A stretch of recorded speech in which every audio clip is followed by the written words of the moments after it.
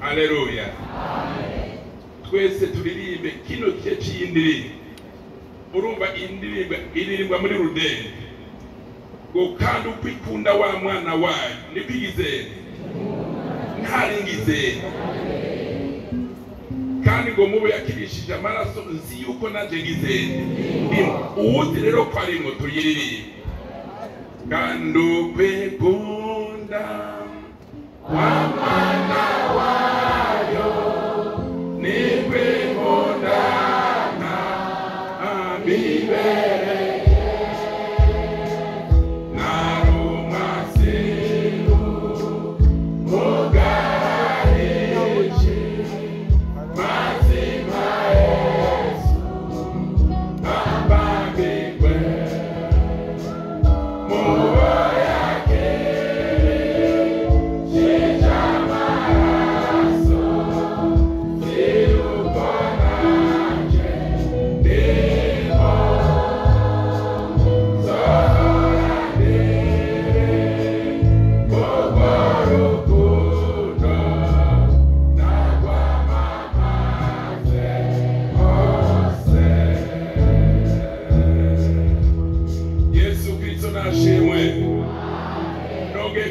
cyane mu izina ry'umwami wacu Yesu Kristo. Mbega mwumva bimeze gute gashengero ryo mu mirango? Iko beza. Uyu munsi bagezi tudashima. Uyu munsi bagezi tunezerwe. Satana arakogwa n'isoni. Satana aramara we.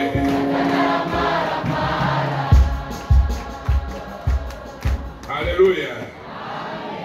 Iya abana b'Imana turiko turakora bino bintu biri kubiyakorekera hano. Yesu Kristo hararanezerwa, Satani bakagirana.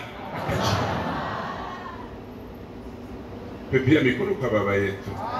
Haleluya.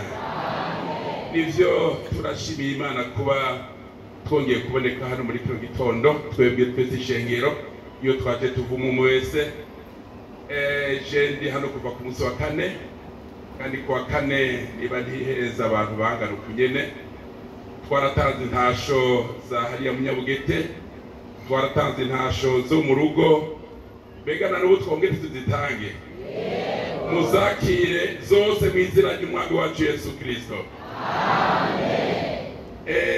Kugira ngo by'umuntu yovuga ni byinshi cyane kandi anezerewe no guhurirana na bene data bo mu Kivunwe. Aha harimo abo twabatirijwe rimwe, hari n'abandi twabanye, harimo amacuta atari make. Umwami abahezagire cyane, umwe mu yari yabiteguye ko duhurira hano. Umwami aduhezagire cyane. Hanyuma tudatebye muri byinshi, mugabo ari kimwe ngoma mbaza. Urabona mwe mwahora mu Kamenge, none abantu bari banzi manika amaboko turara.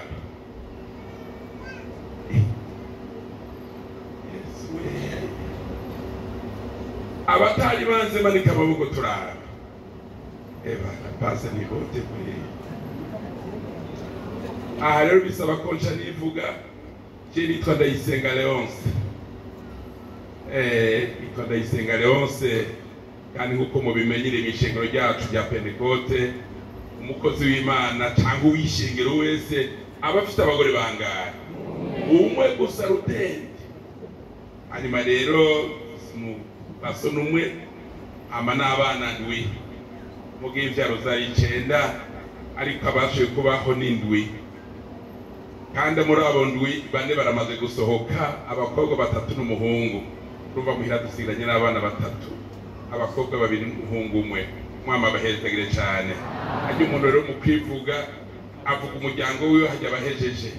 Hama ni nagaruka tuzovuga n'ibindi. Reka dusome ijambo ry'Imana, ariko ntarasoma. Tumaze iminsi tuvugana ku ijambo ry'Imana ahanini. Ishimikiro ry'ijambo ry'Imana tumaze iminsi tuvugana ni kwitegurira ukugaruka kwa Yesu Kristo aje gutora ishengero ryiwe. Twarabonye ku munsi wa kane mu kwitegura twebwe ishengero ingene tubigenza. Umwanditsi yandikiye Abaroma ijambo ry'Imana ngo ibyo ari byo byose mu kwitegura kugaruka kwa Yesu Kristo dukwiye kwiyambura ibibi byose, dukwiye kwiyambura ibyaha byose, tukambara ibigwanisha by'iki by'umuco. Twarabivuze ko cyane ku munsi wa gatanu muri kwa kurindira ko Yesu agaruka.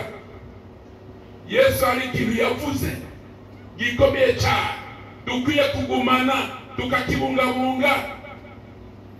Yesu ariko arakora ibikorwa abayuda batabashe gukora. Narababwiye ko Yesu Kristo yashitse arigwa n'ibyagezwe, ariko ageze ku myaka 30 atashima gukora, akorera akangutse ishengero ryiwe ryitwa Christianisme. Yari yarendewe muri Judaisme, noneho acakora ibintu muri Judaisme batigeze bakora, mu isezerano rya kera bitigeze bikora. Yesu akamugurura ibimuga muri Judaisme bitabaye, agahumura impumyi mu Bayuda bitabayeho, akatura abapfuye mu Bayuda bitabayeho. Nk'umugore umwe wo mu ishengero arawurahabika kubera umunezero, atarasemerera ngo hahirwa inda yakubyaye n'amabere yagizene yakonge. Ariko Yesu turavuga ati muvyeyi ubivuze neza, ariko umuhirwe cyane cyane n'uwumva ijambo ry'Imana akarigerane akaribungabunga. Muri uburyo turindiye Yesu Kristo tubungabunge ijambo ry'Imana. Twarabonye ko ari ikigwanisho gikomeye cyane. Narababwiye nti ushaka kumaza imyaka 20 mu ishengero cyangwa imyaka 3 mu ishengero, ikintu kikikuzigamiye mu ishengero ry'Imana nuko wumvise ijambo ry'Imana ukagirane ukarigumya. Mwamana ufanye cyane. Umunsi w'ejo twarumvise naho biruko Yesu Kristo ikintu yadusigiye hano mu isi tugiza gukora, kandi muri ibyo dukora bikaba aribyo bitwugurura imigisha, kandi muri ibyo dukora bikaba aribyo tuzokwambara impuzu mu ijoro. Twaravuganye mu buryo burebure cyane ku byerekeye ikigira 10. Twaravuganye ku kigira 10. Ikintu nyamukuru twabonye mu kigira 10, inyungu dukura mu kigira 10 n'ukigira 10 yo turiko turagitaha. Naritanze kwa karerero nk'iyo niko ndagitanga jewe, gica gishika ku bana banje, ibi gishikaza ku buzukuru, ibi gishikamanuka ku buzukuruza, ibi gishikirurukira ku bantu bose bavuye mu rura rwanje. Kandi nawe niko bimeze. Twarabonye Abrahamu amaze gutanga ikigira 10, mbega yagihaye nde? Abo twari kumwe yagihaye nde? Melkisedeki. Mbega Melkisedeki twabonye ko ari umuntu ameze gute? We Melkisedeki twabonye ko ari umuherezi w'Imana, mugabo atageranwa na Aroni, atageranwa na Eliyezeri, atageranwa n'abandi bose, ariko n'umuherezi agereranwa nande na Yesu Kristo. Twarabonye ko atagira itanguriro, ntagira iherezo, ntagira ikiniki, ngo yamara umuherezi ahoraho, agereranwa na Yesu Kristo umwana w'Imana. Aburahamu amuha ikigira 10. Noneho Bibiliya itwereka ngo Aroni umuzukuruza wa Aburahamu nawe nyene imigisha gushikira, ngo kugihe Aburahamu yatanga ikigira 10 yaragitangiye na Aroni umuzukuruza wiwe yarakiri mu burabwi. Abo twari kumwe twaravuye ijambo ry'Imana mu buryo bukomeye cyane, ariko nagomba wewe wacu umunsi na wewe wumve ingene bimeze. Ikigira 10 hano mu ishengero twarabonye ko hari imigwi 4 hano mu ishengero. Imigwi 4 mu buryo batanga ikigira 10. Twarabonye ko hari umugwi umwaka ushobora guhera abo bantu batigeze batanga ikigira 10 mu ishengero ry'Imana. Umwaka ugahera twaratanze akaroti, mbega kubu tugeze mu kwezi kwa 5 kuva mu kwa mbere mbega umaze kwiyandikisha kangahe mu kigira 10 twarabonye ko harimo abantu bibereye ngaho gusa mu ishengero ikigira 10 batazi n'icyo babwiza kongera kucigishwa twarabonye abarimo mu kugira kabiri twabonye ko abantu bameze nabi cyane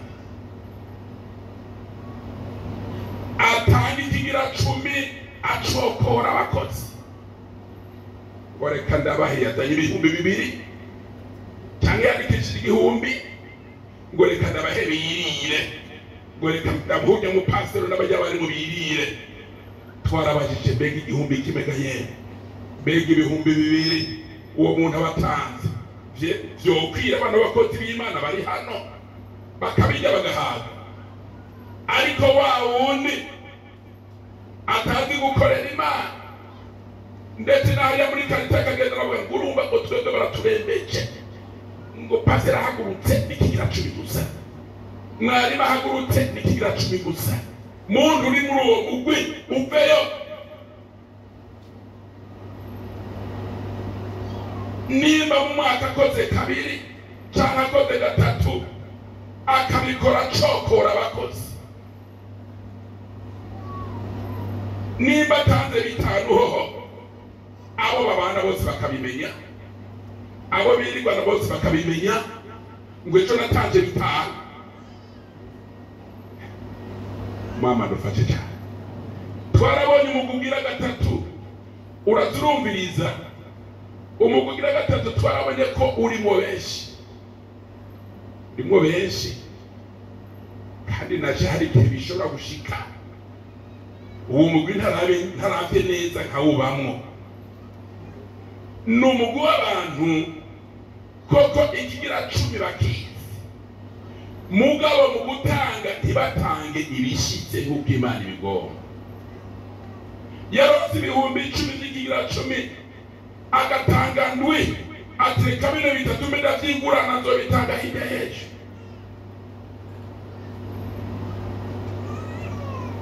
mama dofeja ugasanga avuye ku kazi bamuhevye niba ikigira 10 cyarimwo nk'ibihumbi 100 akavuga ati ibihumbi 100 kwe ndabona ko notanga 50 ibi bindi 50 ndabikeneye muhira sindaronka n'impuzu y'umugore sindaronka na minerivare y'abana oya we nutanga uko nyene iyo ikigira 10 nico kizungurura imigisha babana bawe bakaronka minerivare haleluya wa mukenyezi wakaronka iciyamba naravuze ni jewe ukagomba wiyumviye kumpa impuzu ipantaro ukambwira ngo basi ati ukuri nagomba ndaguha ipantaro ndikigira 10 nagiranze kwandikisha none reka ndayaguhe uze kuyagura ipantaro wabanze kubivuga uko singenda ndayakiriye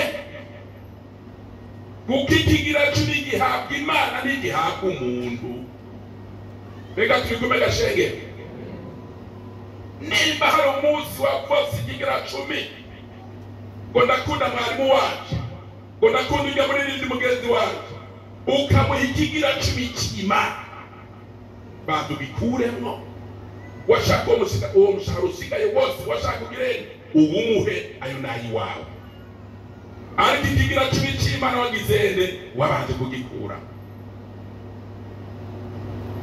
umugugira 4 ni wa mugwi mwiza cyane namba shonja namba kena ukugiga 10 ya kironse ariko agitanga ndabifurize ko muri uwo mugugira 4 yemera ati kabisa cewe narose ikigira 10 c'umuriyoni akacaza hano kwa mwarimu kumuhereza ati mwarimu Imana yampeza agiye kwe none nyandikira kino kigira 10 tinangaye ati ni miliyoni n'uharurura akacandikisha kandi uwo miliyoni irindira gatoya hirya y'ejo mu myaka 2 cyane mu myaka igana nawe utoca ubibona kuri wowe direkitema, ariko muri ba bana bawe hirya y'ejo, muri ba budukuru bawe hirya y'ejo, udusanga cya kigira cumi watanga kiko kirasanzarira muri wa muryango wawe. Sifa kwa Mungu. Gira no garukiza ngaho, ni wumva umugurimo nitwakubwira ati bino yitarature n'Imana. Imana yacu warayiheranye, warayigunze, igikuru gusura cya bugufi ugasaba imbabazi. Ivyiwa warakoze byose Imana ikaguharira. Imana ntimeze nk'umuntu. Umuntu akubwira ati amafaranga yanje wangunze, andika hano, andika umunsi uzoyaza. Ariko kuma nuguca bugufi gusa, ugafukama bakagusengera, Imana igatanga imbabazi. Reka dusome ijambo ry'Imana n'ukwegeranya. Mvuze ku indirimbo n'ukuri abaririmbyi mwese muri rusange mwaririmbye neza. Umwami abongera umugisha. Umwami abongera umugisha. Ko mwatwigishije amajambo yo muri Bibiliya. Nagiye nkurikirana mwese amajambo mwagiye mutwigisha yose nayo mwasomye hano muri Bibiliya. None reka dusome mu butumwa bwiza uko bwanditse na Mariko igice cya 2. Turasoma duhere ku murongo wa mbere dushikana ajya ku 12. Ubutumwa bwiza uko bwanditse na Mariko igice cya 2, dusome duhere ku murongo wa mbere tuze ku 12. Reka dusome. Hajya hejuru avuga ngo Yesu akiza ikimuga. Hashize iminsi asubira i Kaperinaumu, bimenyekana ko ari mu nzu. Bakoraniraho benshi ntibakwigwa mu nzu, eka n'imbere y'umuryango hose ababwira ijambo ry'Imana. Haza bazanye ikimuga bagiteruye ari 4, babuze ingene bamushikira ku bw'ishengero, basambura inzu hejuru yatumbereye. Bahejeje kuhatobora bururukiriza mu inderuzo ijyamye mw'ico kimuga. Yesu abonye ukwizera kwabo, abwira ico kimuga ati mwana wanje ibyaha byawe urabihariwe. Ariko hari abanyabwenge b'ivyanditswe bamwe bicayeho biburanya mu mitima bati ni iki gitumye uyo avuga atyo? Ararogose, ninde ashobora guharira ibyaha atari umwe niwe Mana? Yesu amenye mu mutima wiwe yuko biburanya muri bo batyo, aca arababaza ati ni iki gitumye mwiburanya ivyo mu mitima yanyu? Icoroshe ni iki? Ni ukubarira ikimuga ntuhariwe ibyaha byawe, cyane ni ukukibarira ntibyuka wikora inderuzo yawe ugende.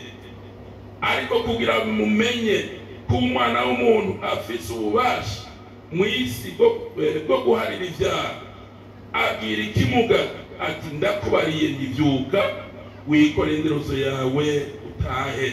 Aravyuka aca yikora inderuzo, arasohoka imbere ya bose, nuko bose barumirwa bahimbaza Imana bati ntitwari bwabone bene ibi. Mwama duhezagire cyane. Mwama duhezagire cyane.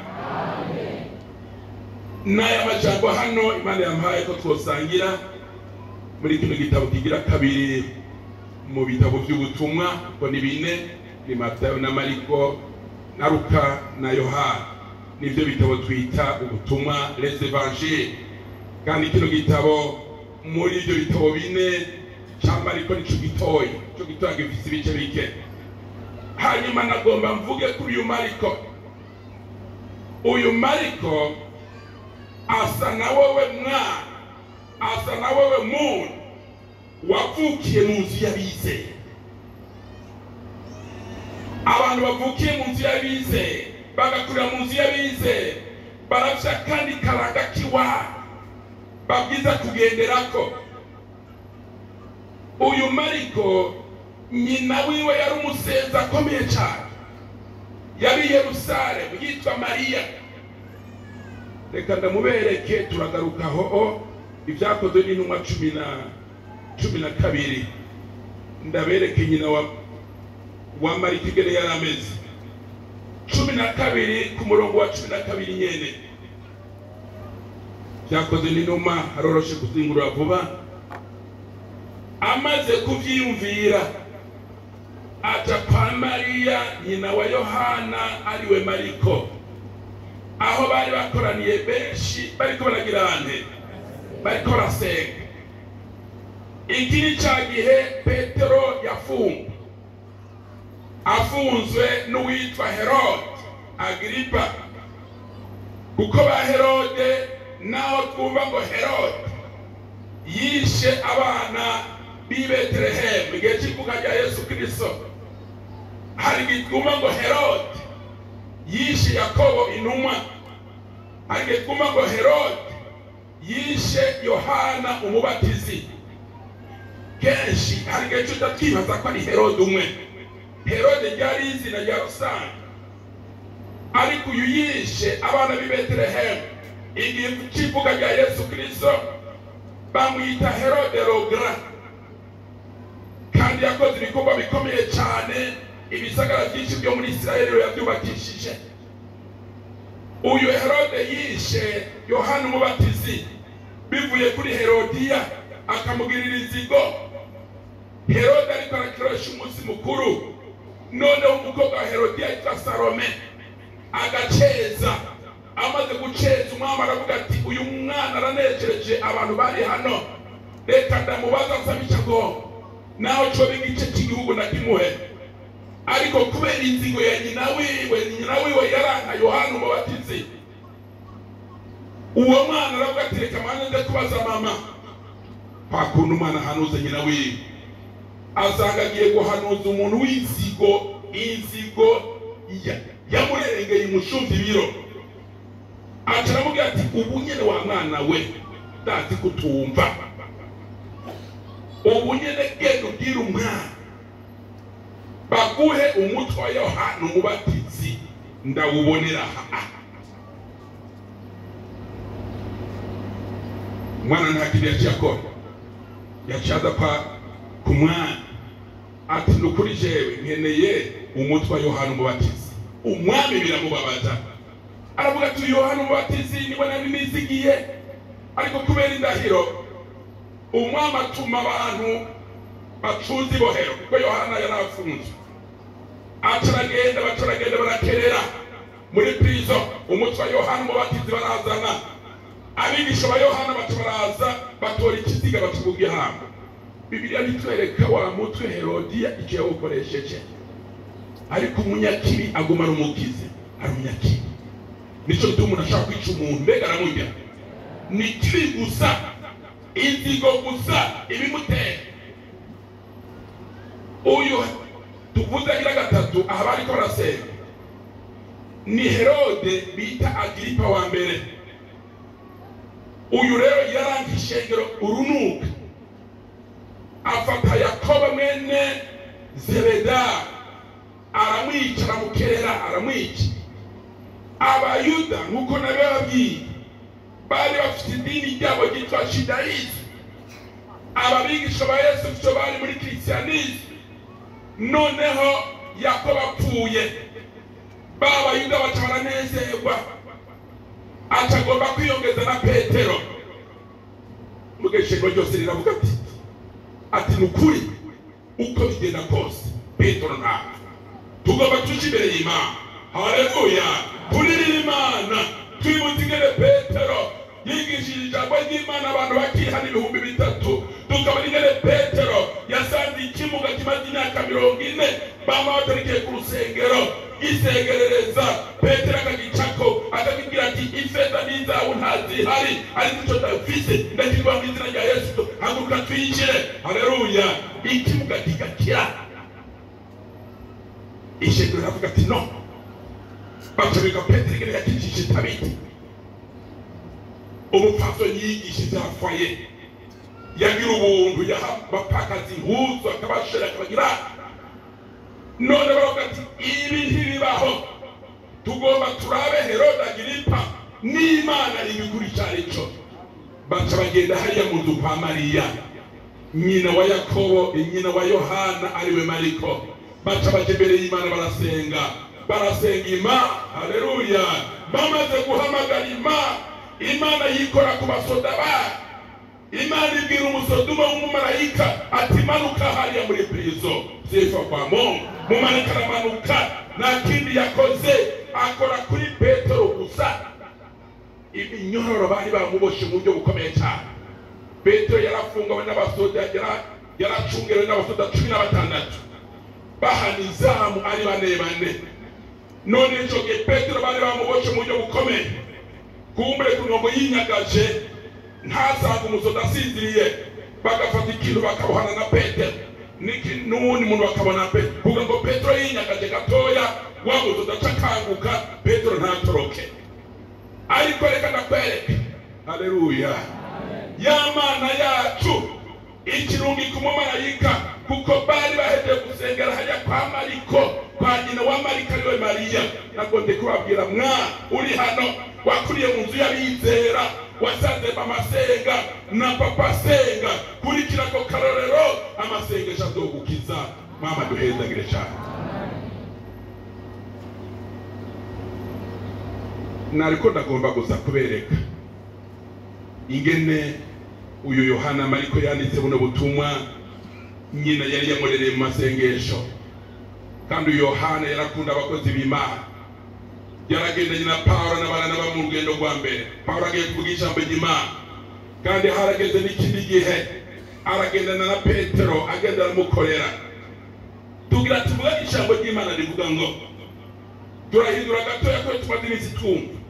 Tugira tuvuge kuri iri jambo rivuga ngo ushitse aho Yesu kisari utahunezerewe. Amen. Ushitse aho Yesu kisari utahunezerewe. Haleluya. Tugize tuvugana, hajya umuntu wese abarizwa ahantu habiri akuruha naha. Ahambere umuntu abarizwa ni ku Gatumba, sibyo gashengera? Ku Gatumba turabyo karanga muntu yanditsemo komine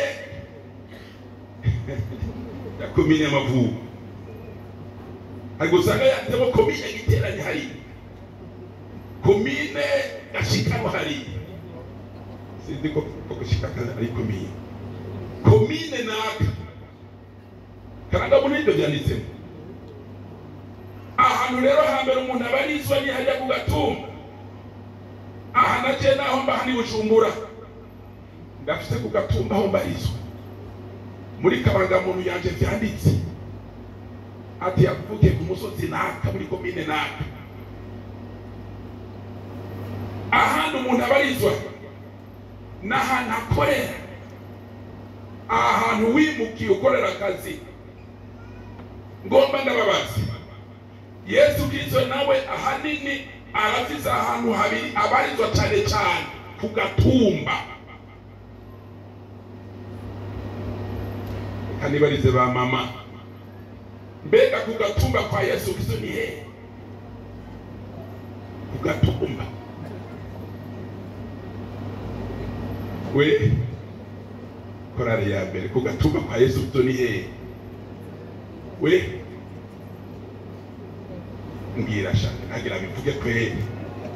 We ego hano mwisi, ego muncamake Yesu n'wijuru, ariko hano mwisi Yesu yarafite ku Gatumbi wiwe ni hehe gashengero? Harige dusenga ngo ndabisabye mu izina rya Yesu cy'umunyaki, umunyanazareti. Haleluya. Niho kutumba kwa Yesu Kristo.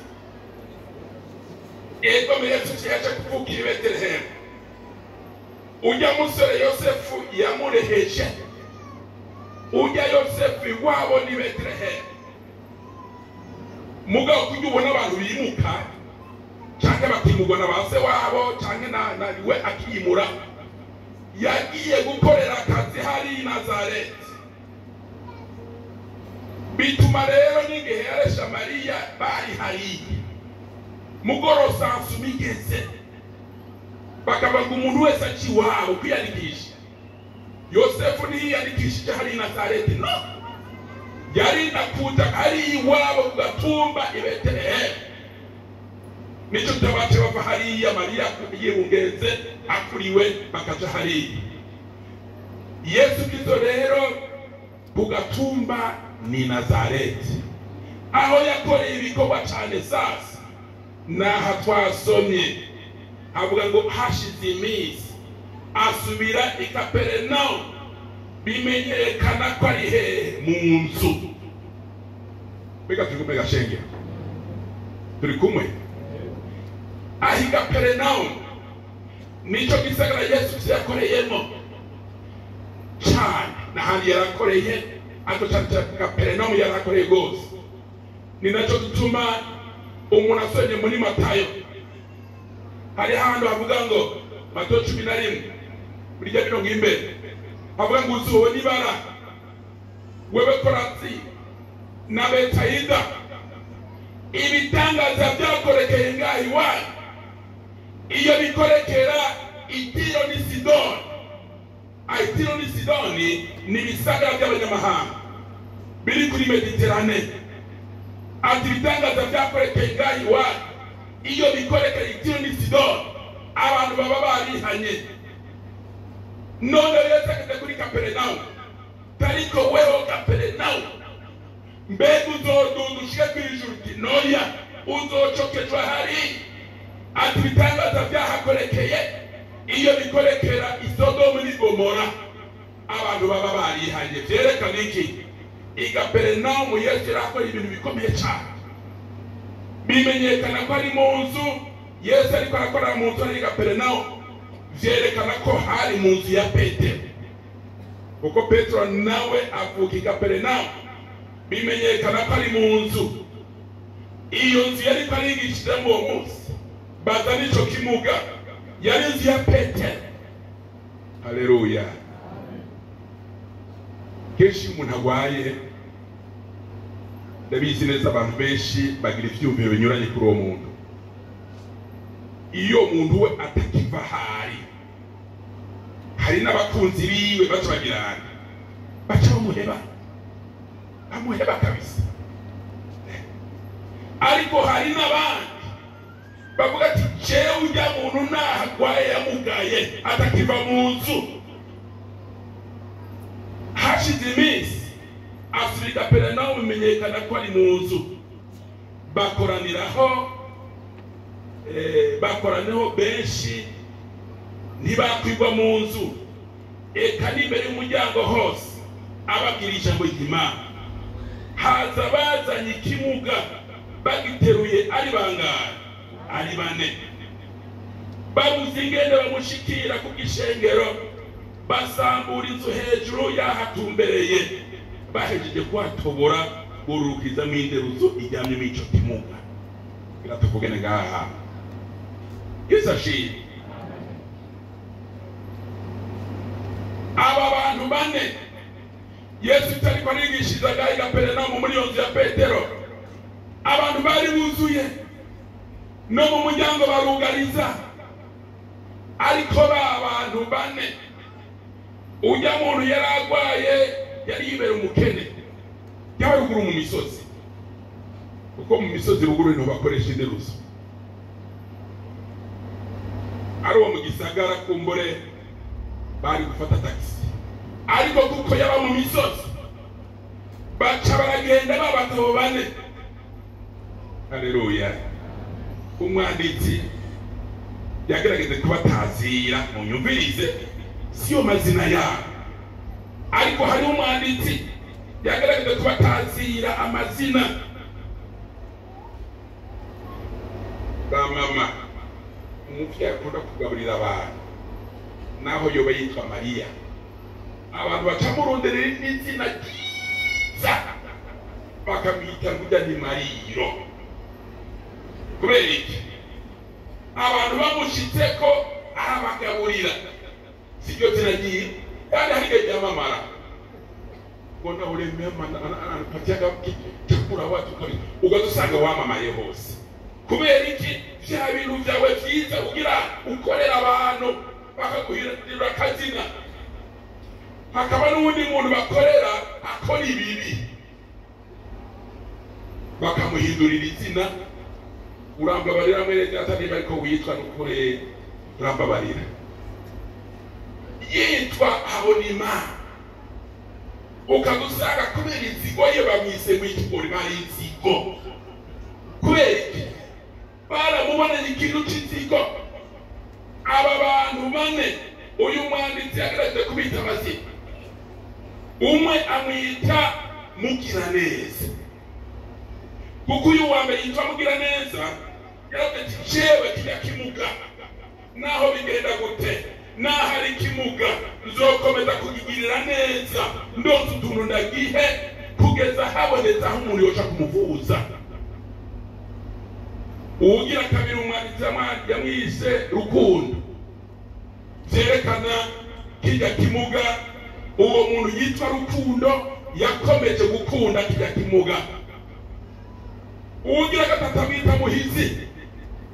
Uwo Muhizi aravuga ati jewe n'ukuri kijya kimuga naho hoba hanze, naho hoba ahantu hagendwa n'iki, jewe nkoresheje ubuhizi bwanje zorondera ingero ujya muntu agira.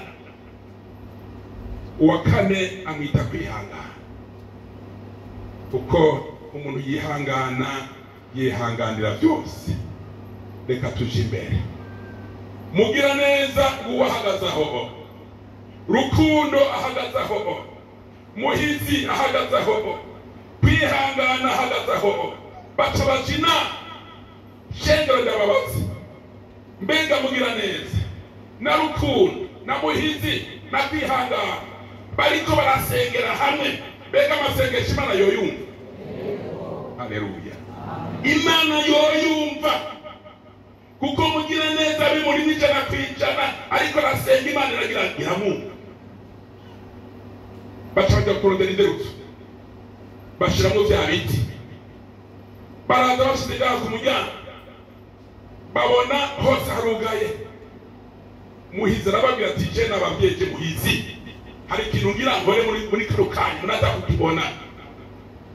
Muhizi abagati byambika ngaho hasi. Muhizi atanga kuzunguruka yanzu ya Petero, arayizunguruka. Hari uburyo abantu bubaka inzu ugasanga hari inyuma bashizeho utu etage, utuntu tutu escalier, bagashaka kameze nk'impunze, umuntu ashaka kutuga hejuru akabona ibiriyo. Muhizi ashite hejuru asanga zansenga byabikamba bimwe Petero yakoresha mu kiyaga bakwegesha inuze, agasanga byabikamba biriyo. Atarimanukana ati je Muhizi nababwiye. Bafata byabikamba babishira kuri yanderuzo ijyanewe cya kimuga, baca barurira baca hejuru. Muhizi ati ngomba ndabereke. Afata y'amabati yaramatigura de twiri, aratatura aratumbereza hakwigwa inderuzo. Naho Yesu yicaye, Yesu araje hejuru, nabo bari kumwe babona inderuzo irikirareta ishitse imbere ya Yesu Kristo. Yesu nga ashima ukwizera kwa ba bantu bane. Mama duhezagire cyane. Ndakwifurije Yesu ashima ukwizera kwa. Uze gutaha Yesu ashima ukwizera kwa. Bazabumva Yesu abwiye cya kimuga ngo ibyaha byawe uragize.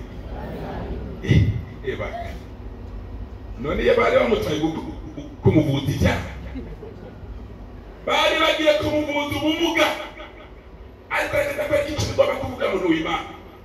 Iyi Mana yacu igendana natwe, ibyo tuvuga buri munsi irabyumva. Turi mu kazi hariya kamisi yose, turi mu ngo zacu, turi ku rugendo, ikintu cyose umwana w'umuntu avuga Imana iracuma. Imana ikabona rero ko twese hano nacewe ndimo, ikintu cya mbere dukeneye gusa imbere Imana dukorera ibindi nuko ari ukimana tugirira imbabazi, tukambara imbabazi z'Imana. Kuko umwana w'umuntu agenda neshwa kenshi, umwana w'umuntu ari kenshi ageragezwa ukadusanga aranesheje mu gitondo, ugadusanga ku mugoroba baraneshejwe, ugadusanga yaraneshejwe. Ariko muri ako kanya Yesu Kristo ariko aratwitegereza hano bantu b'Imana, arakeneye icyo yodukorera cyose. Yesu Kristo abanze agire atugirire imbabazi. Mwese muramuja kwa muganga, uwo bataraja kwa muganga n'ukuri yoba yaragira ubuntu, ariko mwese muramaze benshi baramaze kwa muganga. Mbega ngubajije ni kubera ko umuganga agomba gutera urushinga umuntu, abanza kuzana agapama akagakoza bari tori yambaye iki ibanga ry'umuganga agakoza kaba katagusiga hano. Mbega bagomba gukora iki? Abagomba kugutibisha cyangwa kuguhanagura ibicafu, abagomba cishe kwa utsinge ahantu yahanaguye neza, rujya rutsinge rujya rushinga girakoreshe niruhitana imicafu hano ku kuboko akamaza akahanagura. Niko Imana idukorera, sifa kwa Mungu. Igihe iduha imigisha, igihe udukorera ikintu cyose, Imana ibanza kugirane kutugirira imbabazi. Yakobo igihe agira imbabazi z'Imana yaraheje gukora iki? Yaraheje kwihana. Muko Yakobo yaniganye n'umumarayika, umumarayika agira Yakobo ati Yakobo ndekura ngomagere. Kwanza umumarayika yavuze ngo Yakobo yavuze ati wa mugabo ndekura. Muko Yakobo yarakicaha mara imyaka hafi 20 icyacho kugira igahesa amajambo mashasha ndiko ndavuga hano n'amajambo ari muri Bibiliya. Yakobo yakoze icyaha. Ubwa mbere Yakobo yakoze icyaha cyo kwihindura izina, yiyita izina rya mukuru we.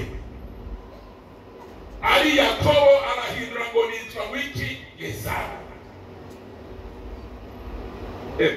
Kandi Yakobo yari yakoze bitari bike. Kuno umuntu muvukana ukaza ushonje yateze indya zo muhira za mama za papa, mukuzima ngo maze ndamuha amahera. Mwinimba ko bikabaye akamara amazi. Mbega ndatije Yakobo yari yateze nizo yari yaguze amahera, zari indya zo muhira kwa mama na se wiwe. Ariko bavuka aravuga ati manza uvuge ko ari jewe cyane gukira samura. Ariko Yesu biramugora. Bantu b'Imana ndabifuje kwihangana, inzara y'umunsi umwe nishaka kwica umuntu.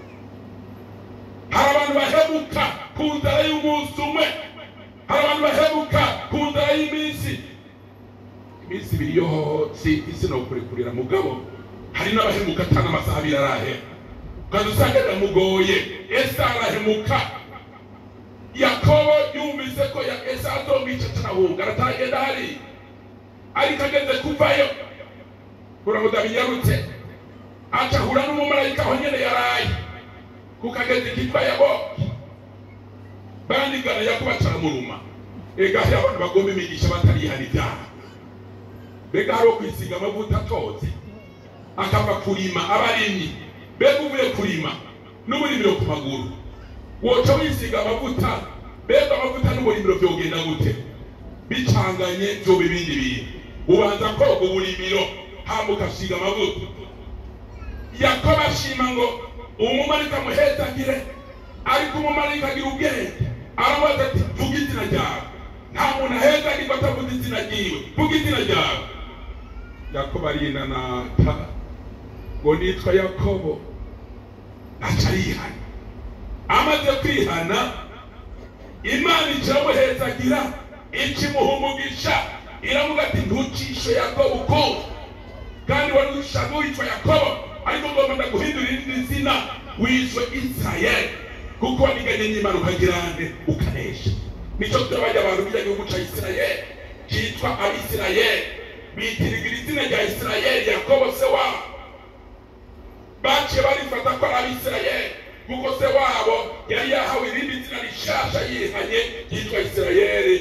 Ego mene Yakobo ntibaretse kurivuga, ariko urabona ko abamwamuka ko bose baciye bitwa Abisirayeli. Mama duhetagire cyane. noneho abantu bagwanya Yesu Kristo baramata tuwo muntu ninde afite ubasha guhwana ivyaha.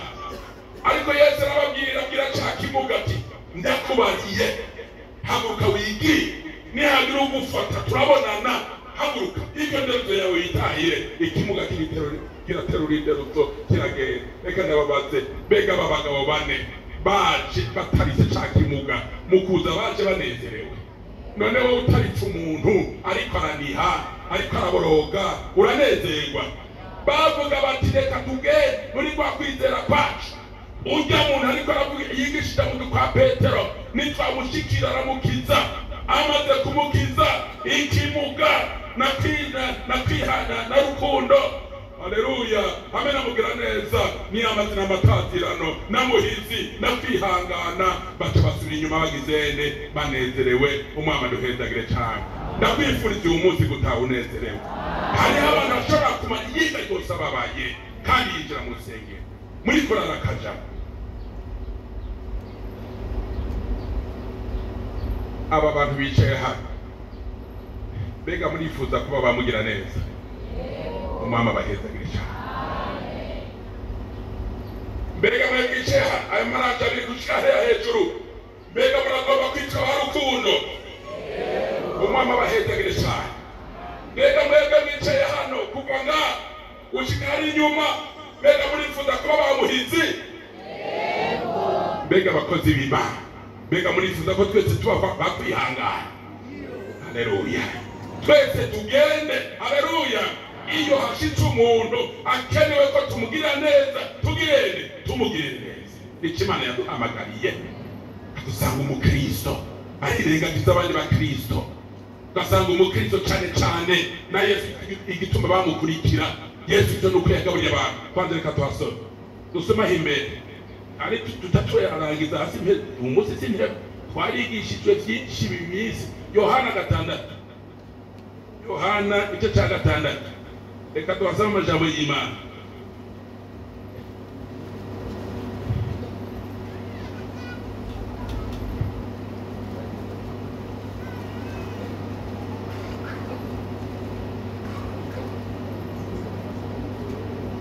Butongizo kubwanitse na Yohana igice cya 6. Reka dusome duhe ku murongo wa mbere, ndagerageza nsome nihuta. Yesu ahaza abantu 5,000. Hanyuma y'ivyo Yesu avayo yigira hakurya y'ikiyaga cy'i Galilaya cyitwa Tiberiya. Ishengero ryinshi riramukurikira kuko ribonye ibimenyetso akora ku bagwayi. Yesu aduga umusozi yicara nawe n'abigishwa biwe, kandi Pasika iminsi mikuru y'Abayuda yari hafi. Yesu yunamuye amaso abona ishengero ryinshi riza kuri we. Abaza Filipo ati tugurira hehe imitima ngo bajye bose? Icyatumye avuga atyo kwari kumugeza kuko ubwiwe yarazi icyo agira akore. Filipo aramwishyura ati imitima y'idenariyo 200 niyo bakwira, naho umuntu wese yohabwa gatoya. Umwe mu bigisha biwe ni Andreya mwene nyina wa Simoni Petero aramubwira ati hano hari umuhungu ari n'udutsima 5 twasayi n'udufi 2, ariko tumaziki mu bantu bangaha? Yesu aravuga ati nimwicarika abantu, kandi aho hantu hari ibyatsi byinshi. Nuko abantu baricara, igitigiri cyabo cyari nk'ibihumbi 5. Maze Yesu yabira ya mitima ayihezagira ayigaburira bicaye n'ifi nazo nk'uko bagomba. Bamaze guhaga abwira abigishwa ati mutororokanye utumanya gutwitsigazwa hoye kugira igifu gusa. Baradutororokanya buzuza ibisimbo 12 y'utumanya gutwaya mitsima 5 na ya sayire n'utwabariye ashigaje. Bano bantu babonye ikimenyetso akoze baravuga bati nukuri uyu ni wa muntu avugishwa n'Imana, yarakwiye kuza hehe mwisi. Yesu ashimwe cyane. Yesu ucaho Yesu ari utahunezerewe. twabonye bajya abantu baje bababaye bari bazanye umuntu batazi kwaza gukira ariko bamaze kuba imbere ya Yesu Kristo Yesu amaze kubashima ukwizera kwabo baca basubira inyuma banezerewe kuko ikimuga cyarakize n'aba bantu batahana izina Yesu yababatije ngo nshimye ukwizera kwabo.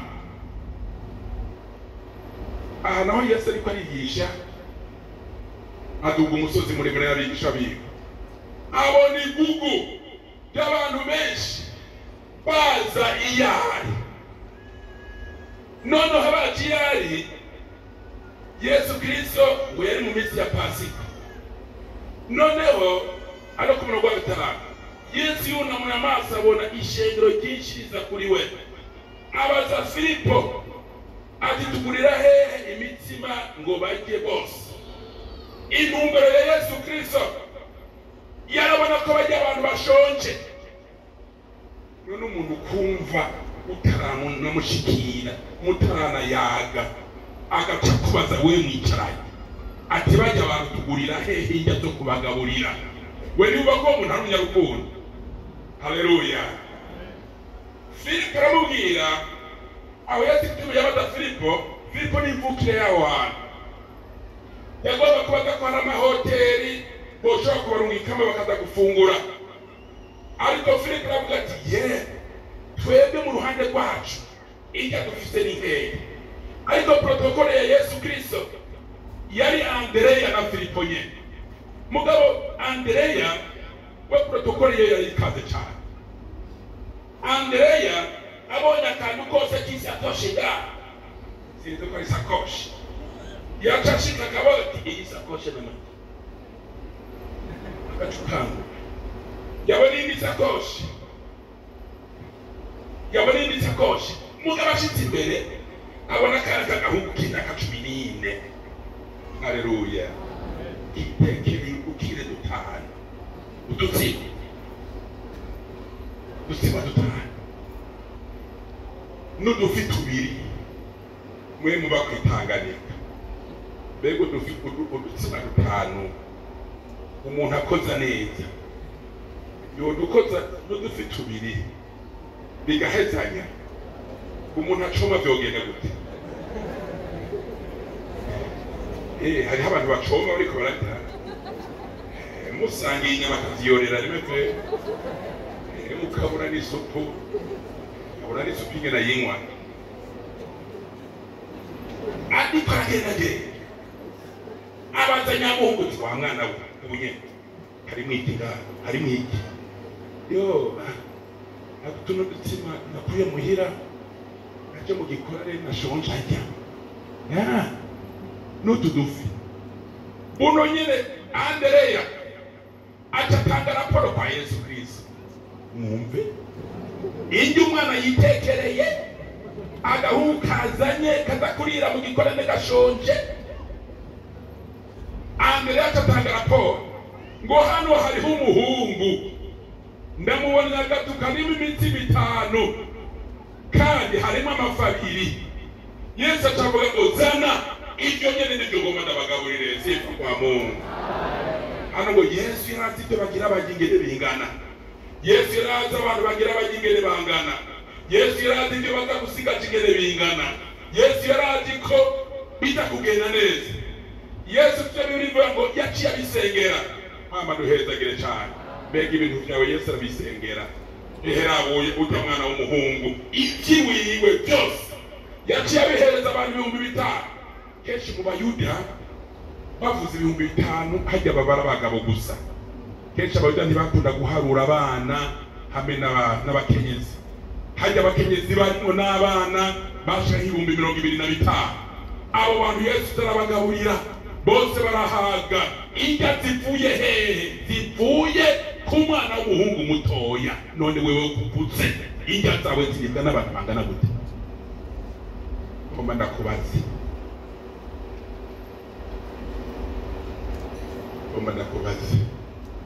mama dufaye cyane.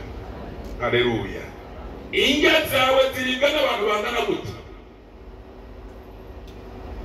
Hari abantu benshi hano kubera inzara indya zabo zitaribwa n'uwundi muntu wo hanze. Niyo yoramutse bihiye acabiyegeza. Cabiyegeza.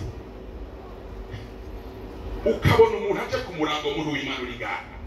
Murangi baje umutubuze. Ukabona umuntu aje ku murangi wawe. Mu Kirundi bavuga ngo inkono yo ku murango ntijya bangara. Ntijya umwe. Ukabona utetse inkoko ku murango. Ukabona utetse bya bindi ubona ko binoboye ku murango. Witege utabijya wenyine. Imana ihengera bihiye. Ucuboniranda yeje paseti genda kwana. None naje uracha kubinyegeza. Biba. Ukadusanga umuntu agacaramutsa. Ngo abaha. Hari n'abagomba kugwara ntuze tazi duga. Agacasano namaze kushapita. Ndabigeza gute. Umengo niwe yacabinyegeza. Mugaba kada kabisigaye haruhande. Uranga muntu urakunda gutunga utuntu dukoko muhira. Kada koko gacakaraza karabike. Atabwira mama hanze bariko barayagana wa muntu wema. Ngo ya nyama yari kwisahani wari kurarura kaka yabo karayitwara. Ibyo ni ibintu byabaye bantu b'Imana. Imana irakena ibyo bintu yaguhaye ko n'abandi bantu babijyako. Mu Bisirayeli bariko bararima bagiye kwimbura baca bapima hafi nk'imetero. Hakabitegeko ngo uri kurimbura ingano, uri kurimbura ibigo, uri kurimbura bijya Bisirayeli barima. Ati mugerageze uburyo bwose ibyo ku mibare mu bisige mwimbura ibyo hagati kugira ngo abanyamahanga n'aboro nabo nyine baze guhumbahumba abarinye abafite abatongo barinye nabo nyine baze kuronka ico bajyako. Mama dufashe cyane.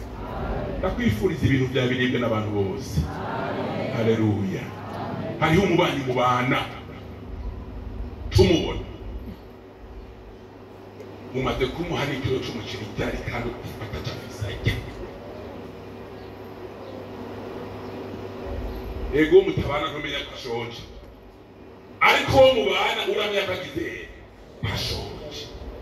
None kuti kashonje ka muntu w'Imana kandi ngo n'umuhi umunsi nawe tazogira azoguha kukiru ni eshanje.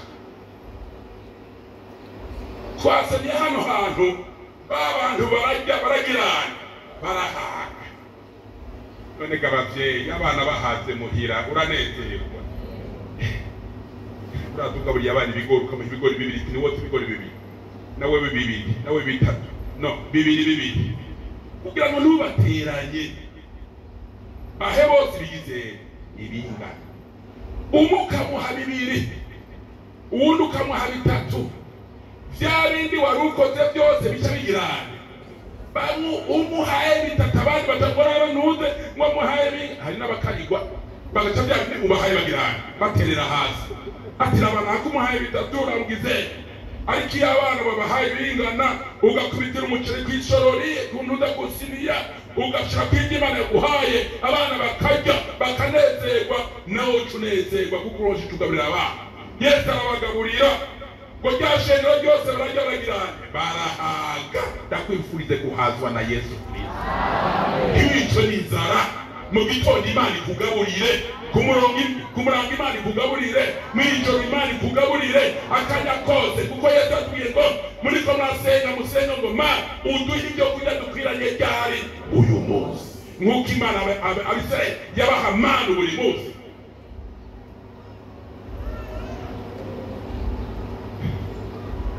Yesu atanga itegeko ngo muce mubi yora byose uko bari bicaye ku byatsi bibisi ahantu hari mu gahinga ku gasozi. Yesu atanga itegeko ngo ibyakorokeye hasi utumanye ko twose mugire mudutore ntabwo kugirane upfubusa. Aho n'abantu muri twebwe bateka irya bagateka izirengeye iby'umuryango ujya ibisige bagaca bahamagara umuntu w'ingurube ngo ngwino twakurundiye umuceri mu kintutse ushira ingurube, ugasanga hari abafite ingendo guta kubera ikibigenda uko wowe ntiwabipimye neza muvyeyi ngo ntihagire ibyo gupfa ubusa. Mbega Imana ibonye ijya yaguhaye muri kuradifisha ubusa, mbega Imana anezerwa. Abo bantu bose uyu munsi mbega ubwo izo fi Yesu muri kino gitondo Yesu Kristo ni rya jambo ry'Imana twongera dusubire ko hari Yesu yatuwe ngo tubungabunge iki ijambo ry'Imana, igaza umutima, ubutunzi, umuriro uturira abadayimoni baza kwinegeza muri twebwe. Tugiye kurangiza ijambo ry'Imana nabagiye kunateba, dufite ibikorwa byinshi umunsi. Mbega muri kano kanya hari ijambo Yesu yabwiye kijya kimuga. Yesu yakibwiye ngo ibyaha byawe urabihariwe. Yesu yabonye ko kijya kimuga ikintu cya mbere gikeneye ko kugirirwa imbabazi. Nidagomba imbabazi z'Imana turaguhaye kazi. Niri jambo Imana yamango dusangire abayumvise bakaryizera umwami abahezagire cyane. Ninagomba gutahana imbabazi z'Imana. Umaze iminsi uri kuranigana na Satani, unigana n'abadayimoni, kumbure baragushira ibishanga, amaso yawe akandura. Ibi bintu bya kijambere tugezemo, Satani akakwereka y'amawata yayaza amaso akandura. Zana ayo maso Yesu ayeze, imbabazi z'Imana zikubeko. Icyo nicyo cya mbere naguhamagaye ko ndafite n'ibindi bibiri. Umuntu akeneye imbabazi gusa uzi hano ufukana, ndetse ahantu udafukama ubwira Imana ati ma ikizanye ndakeneye imbabazi zawe. Nje mu nzu yanje Satani nkamusanga, naja kukaza aho nkorera Satani nkamusanga, mu banyeshuri twigana Satani akaba ariyo, aho ngenda hose Satani yikurikiza. Kenshi nkabesha, kenshi nkabwira itari byo. Mufukame imbabazi z'Imana zikureko. Ikigira kabiri, ninde agomba ko Yesu Kristo yomuvuga akagashima ukwizera kwiwe? Ninde akeneye ukwizera ko Yesu yomongera ukwizera? Uhaguruke tugusenga. Yashimye bajya abantu mbajya mwanditsi yataziriye mugira neza, yabataziriye rukundo, yabataziriye muhizi, abatazira kwihangana. Bajya bari bafite ibikwiye, ariko bari bakenewe ko bonge gukwizera. Petero n'abigisha biwe barabwira Yesu ati igisigaye nutwongera ukwizera. Ni bangahe bagomba gutahana nabo nyine bagende buzuye ukwizera kw'Imana? Shima amen. Tuwaombe.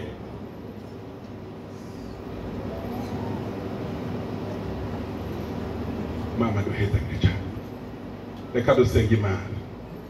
Pastor kazi sengera aba bantu muri kino gitondo baje aho Yesu ari.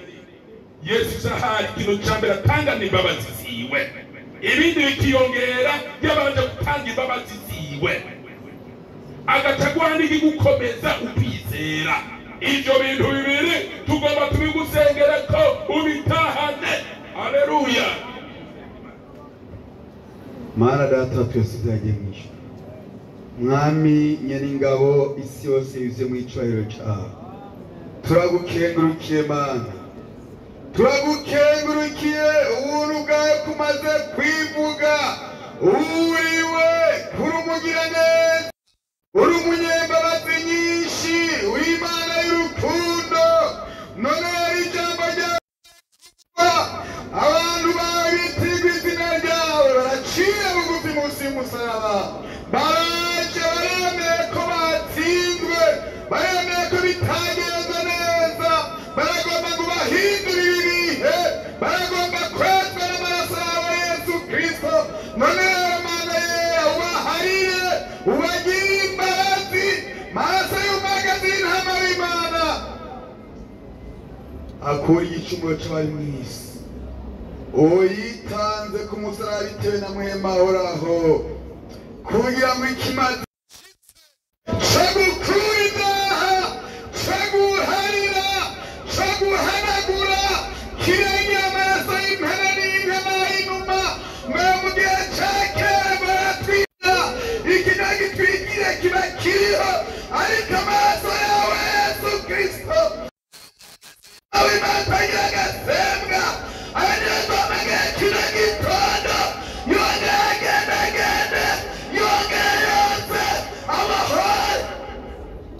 kuri ubumane bwose abantu bawe ubongera uhembere ahubwo bakinanishwe nawe urakoze kubahariye urakoze kubejeje tubisabye gutyo mu izina ry'umucunguzi wacu Yesu tubisabye amen. Mwamba bahezegere cyane tahana izo mbabazi z'Imana kandi tahana uku kwizera kuzobashoboje. Mwamba bahezegere cyane twagomba tuje dusengera abagwayi kijya kimuga ngo Yesu yakibwira ngo ibyaha byawe haguruka wikarudozo wabwire nindagwaye uhaguruke tumusenge afise ikintu cabaye muri we yabuze ingene coba muri we muri kwa kwizera muri kino gitondo wizere ko Yesu kitagomba gukorera igitangaza. Mwebwe muri ko muragenda maze muhagarara aho nyene muhagaze tumaze tusengera abagwayi kumbure na mwebwe hoba hari abagwayi barimwo abagwayi mumanika amaboko tubasenge ngo Yesu Kristo kino gitondo kukicamuzanya hano mu isi igihe yaduga umusozi Golgota agenda aratemba yari yikoreye ubumuga bwacu yari yikoreye indwara zacu yari yikoreye ibituriko byose byerekana indwara Yesu turazitegeka ati va mu muntu zikaca zigenda dusenga Imana. Turagushima nyene cyubahiro data wa twese uri mw'ijoro turagushima wewe Yesu warashitse hano mu isi umaze guseruka mwami Mana utanga ibikorwa igisagara cyose wacamo byaca bimenyekana ko wahashitse abagwaye baca bakira ibimuga byaramuguruka abagwaye amaso barakira abagwaye urusina barakira Mana baba basheshejwe n'abadayimoni abo bose warabakiza Mana nanone uracakora kujya nyene uko warejo nanone umunsi kuri aba bantu urabakunda nabo baragukunda baragukorera barakuririmbira none baragwaye bakoreko.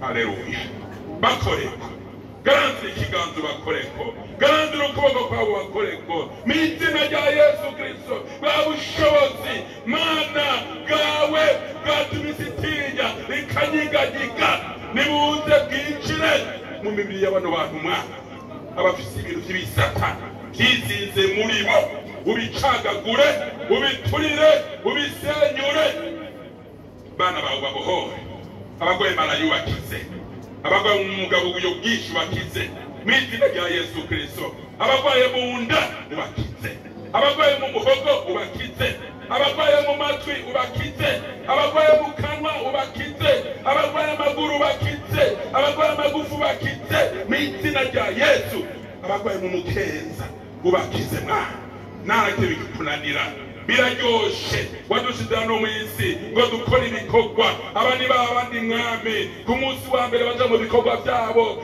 ndetse n'iyindi minsi bakaja mu bikorwa byabo ngo barondere ingene ubuzima bubaho Mana ubushobozi kuko Adamu amaze gukora icaha wabwiye umuntu ngo mu kurya uzobanza kubira icyuya niko bimeze mwami aba bantu rero nubakize mwami mu izina rya Yesu ntihagira uzosubira kuryama mu nzu kubera indwara ubakize babona ingene mwami birukanga kurondera ubuzima bwa hano mu isi n'ingene bakora ibikorwa byawe urakoze ndagushima Mana ubagendagendemwo ibi bintu bimeze nk'ibisata byiyubatse muri bo mu izina rya Yesu muri bano bavyeyi mu izina rya Yesu muri bano bapapa Mana haleluya bisenyure Mana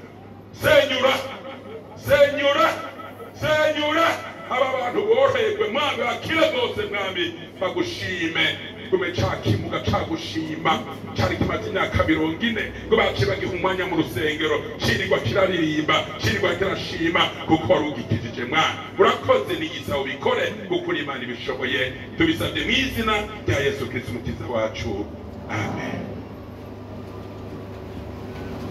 Indiri bozimana ijwene ngeya kera natwe turi bimbe Yesu n'ubu mwebwe mukiri mu maare mukiri ngaho mutwire hagarare murabira hari ikintu tujya dusenge yabizi ko namwe mugikeneye turarangije igikorano na Yesu ahejeje ibikorano yakora hano mu isi cyangwa ababidobeje bikoranye hari ikintu cyaca gikoreka muhereze yaza kuvoma amazi akabinjira ishengero none natwe Yesu yaciye asemerera ngo namba hari ufite inyota naje kuri jewanwe tugomba tugusengere ninde agomba amavuta y'Imana ntabwo tugusengere ninde akeneye ku muriro w'Imana wo kongera kuba muri we dusigaje nk'iminsi ingahe uyu munsi mbega n'itareke zingahe dusigaje iminsi mike cyane tugashika kuri Pentekote ni ku munsi w'Imana ariko umuriro w'Imana igihe cyose wamukerewe ku mukristo amavuta y'Imana yamakerewe ku mukristo nanone pasteur ashende reka tubasenge karanzira ikiganza tugusengere amavuta y'Imana umuriro w'Imana barinzi cyane cyane twe dukora ibikorwa by'Imana turakeneye amavuta y'Imana abasenzi barakeneye amavuta y'Imana turagushima nyene icyubahiro data wa twese w'ijuru turagushima iriya myaka wamaranye n'abigisha bawe ya myaka mugendana harabonetse igipimo kibagaragaza batamvembuyera bafise batabushobozi bw'Imana bafise batamuriro w'Imana bafise wacibarungika i Yerusalemu ati nimugende mugume mu gisagara nzobarungikira bembuyera nzobasanga aho nyene muce mushingira intara i Yerusalemu ni Yudaya ni Samariya hose ngira ishingiro ryawe Mwami aba ni babandi Mwami ni ba Petero turi ba Petero turi ba Andereya kijya mwemu yururuke kuri bo natwe turasenze umuriro w'Imana ubushobozi bw'Imana amavuta y'Imana yururuke kuri bano batamakazi Mwami yururuke kuri bano bantu bakiri bato yururuke ku bakozi b'Imana bari hano yururuke ku baririmbyi bari hano yururuke ku basenzi bari hano yururuke kuri bano bantu bose uwo wese yagira ubuntu bwo gushika hano turasabye umuriro w'Imana ururuke Mwami turasabye amavuta y'Imana ya mavuta yayandi uzoza kurondera yayandi yarafiswe na za nkumi zitanu b'abanyabwenge ngo mwaciye mwinjirana none turasenga ishengero rya Mwami igikorane kirarangiye none turabasenge Mana Yesu umuvyeyi mwiza egome nawe hatiga umwanya wa kabiri ariko kino gikorane ca rusange kirarangiye barakeneye amavuta y'Imana nusuke daha kuri ya steme yo mwijuru Mwana hame huzuye amavuta hame huzuye byose usuke kwishengero ryawe abantu bose baronke erega Yerusalemu ngo bose babonetse uko 120 ngo byigabanije ibirimi by'umuriro ku mitwe yabo byerekana ko bose bahawe umuriro w'ampemuye urakoze ndagushimiye Mwami ko bose baronkeje natwe abakozi turonkeje dushishire ibikorwa byawe Mwami dufise icyo waduhaye kidushoboza tubisabye mu izina rya Yesu Kristo umukiza wacu amen nuko mwese umwami wacu Yesu Kristo abongera umugisha.